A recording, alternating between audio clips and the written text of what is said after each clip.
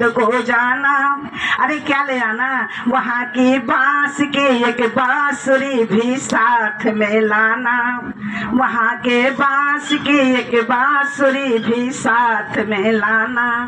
बजा कर हम भी देखेंगे कि कैसा स्वर है मस्ताना, बजा कर हम भी देखेंगे कि कैसा स्वर है मस्ताना।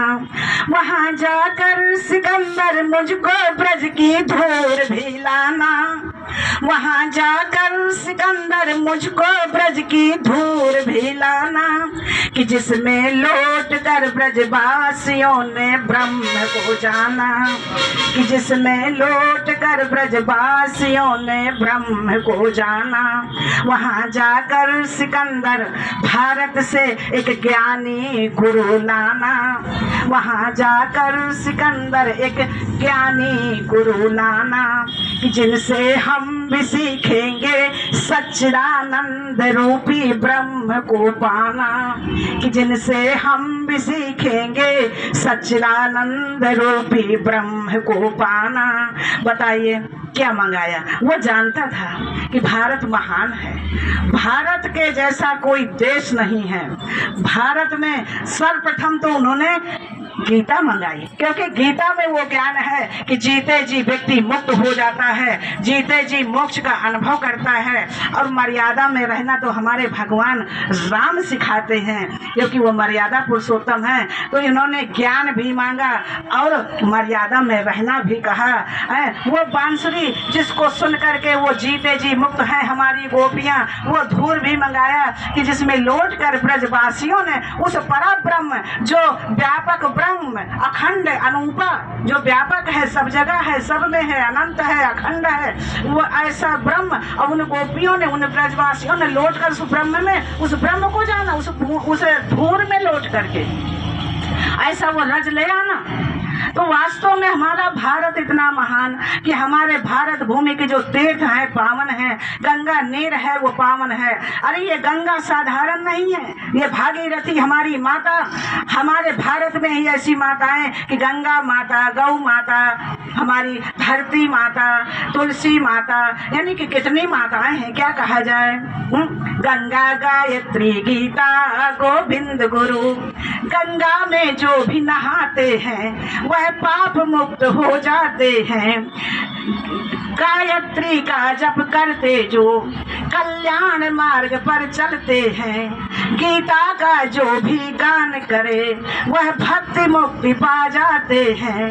गोविंद के जो गुण गाते हैं सतगुरु उनको मिल जाते हैं। सतगुरु के शरण जो जाते हैं, सतगुरु के शरण जो जाते हैं, भगवान उन्हें मिल जाते हैं, गोविंद उन्हें मिल जाते हैं। यानी कि गंगा गायत्री गीता, अभी शुरू में बहन ने कहा ना कि ओम गीता गंगा गायत्री, तो वो गीता गंगा गायत्री सत्ता सरस्वती ब्रह्म विद्या ब्रह्मावली संध्या मुक्ति गहनी अर्ध मंत्रा चिदानंदा भवद ग्रही भय नाशनी। ये बड़ी कितने कहा जाए, लेकिन ये सब सार्थक नाम है। ये नाम सार्थक है, कुछ ना आता हो तो इतना गाते रहो, इतने में जीवन सफल हो जाएगा, सार्थक हो जाएगा। क्योंकि हमारे यहाँ प्रेम होता है, भारत में प्रेम है, भारत भूमि में प्रेमा अवतार हमारे कन्हैया का है, वासुदेव का। इतना प्रेम बांटा। अब कोई प्रश्न कर दे कि प्रेम बांटा तो ये धराशाही सबका करवा दिया, बुला बुला के राक्षसों को मारा। तो मारा क्या, नकारात्मक को दूर किया, सकारात्मक को उत्थान किया। क्योंकि उन्होंने कहा ना कि यदा यदा ही धर्मस्य ग्लानिर् भवति भारत अवस्थानं धर्मस्य तदात्मानं सृजाम्यहं परित्राणाय साधूनां विनाशाय च दुष्कृतां धर्म संस्थापनार्थाय संभवामि युगे युगे। तो वही राम है, वही कृष्ण है। उन्होंने कहा जब जब हुए धर्म की हानि और बाढ़े असुर अधम अभिमानी, और तब तब धर प्रभु विविध शरीरा। यानी कि अनेकों प्रकार के 24 अवतार हमारी बहन गाया करती हैं, रोज नित्य के उसमें क्रम में है इनके नित्य। वो जो है कि जो है नारायण नारद ही कपिल देव श्री राम हंस हग्रीव मोहनी दत्ता त्रिशूलधाम और नरसिंह बावन व्यास जी वृषभ देव कौमार यज्ञ पुरुष धनवंतरी बुद्ध कल की अवतार पृथुराज बाराह पुनः और कृष्णचंद्र भगवान और कृष्णचंद्र भगवान परशुराम मत्स्य कमस्य श्री भागवत परमान और नाम 24 अवतार के साया प्रातः ही धार पाप नाशे बहु जन्म के और ज्ञान हो ये भव पार। तो इस प्रकार से हम क्या बताएं कितना खजाना भरा है बहन में हमारे कि कहने में तो वाणी थक जाएगी लेकिन खजाना नहीं जो है, क्योंकि विराम नहीं लेगा खजाना इतना। तो सदगुरु उन्हें मिलते हैं जिनका जीवन निहाल हो जाता है। सदगुरु जिसे मिल गए उसका जीवन निहाल हो गया, क्योंकि वह अंतिम जन्म है। अंतिम जन्म में सदगुरु की प्राप्ति होती है, जीवन पर्यंत गुरुदेवों की प्राप्ति हुआ करती है। गुरुदेव जीवन पर्यंत बहुत हर जन्म में गुरु मिला करते हैं, लेकिन अंत के जन्म में सदगुरु मिला करते हैं। तो रहनी बदल देते हैं, कहनी बदल देते हैं, जीवन बदल देते हैं, जीवन बदल दिया करते हैं हमारे गुरुदेव। तो इस प्रकार से ये सत्संग फिर हम वही बात कि जो है धन्य माता पिता धन्यम गोत्रम धन्यम कुलोद्भवा धन्य च वसुधा देवी यत्र स्यात् गुरु भक्तता। आज बड़ी प्रसन्नता हुई कि हमारी बेटी नैन्सी ने बढ़िया सुंदर भजन का दर्शन कराया। हमारे यहाँ के आयोजन जिन्होंने किया है हमारे आत्मानंद जी, इनके पुत्र श्रवण कुमार जी ने बड़ा सुंदर भजन का दर्शन कराया। छोटा सा बालक है और बड़ा ही सोतेक्षण, वाह नाम भी कितना सुंदर। सोतेक्षण ने बड़ा ही अच्छा दर्शन कराया और उनकी पुत्री ने बड़ा ही सुंदर भजन श्रवण करवाया। उनकी जो बहन है वास्तव में उनकी पुत्री ने भी कृतार्थ कर दिया। धन्य धन्य वास्तव में ये भूमि को कर दिया। तो पुत्र पवित्र किए कुल दो, ये यहाँ सिद्ध हो जाता है। तो देखिए जो परमात्मा के मार्ग पे चलता है तो उसके आसपास से एक न एक दिन भीड़ लग ही जाती है। तो ये एक पुष्प जिस प्रकार से ये फूल है, ये फूल वैसे तो एक है लेकिन इन सब से ये पूरा हुआ है, इन कलियों से ये फूल पूरा होता है।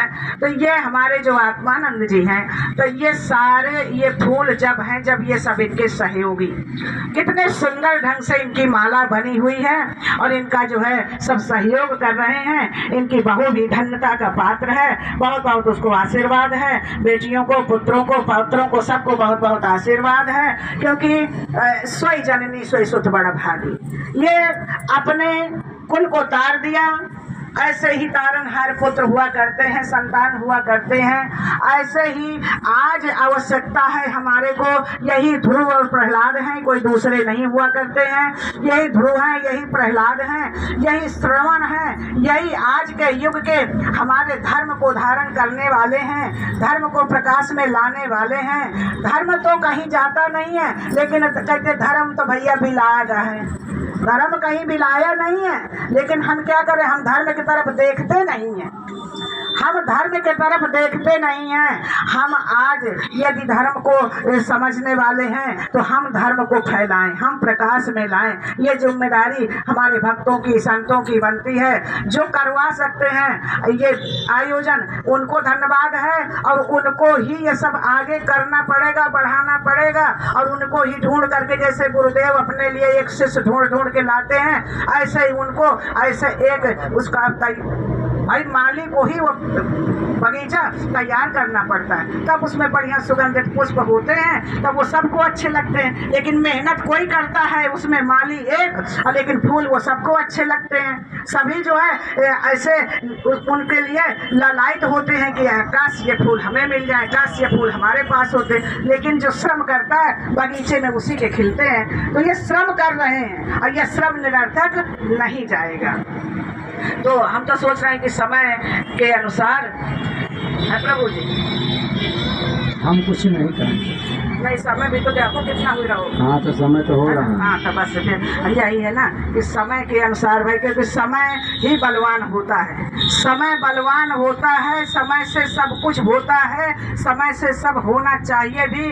तो हम आज इस पावन पर्व पर तीर्थ में, ये जो तीर्थ आज लगा हुआ है, ये चलता फिरता तीर्थ है। मुद मंगलमय संत समाजो, जो जग जंगम तीर्थ राजू, राम भगत जहाँ सुर सरिधारा, सर सही ब्रह्म विचार प्रचारा। तो इस तीर्थ में जो सब आप स्नान कर रहे हैं, आप सबको बहुत बहुत आशीर्वाद है और ऐसे ही ये पावन पर्व तीर्थ ऐसे चलते रहे। इन्हीं शब्दों के साथ हम अपनी वाणी को विराम देते हुए आप सभी को बहुत बहुत आशीर्वाद। बोलिए सद्गुरुदेव भगवान की जय। सत श्री सर्वधा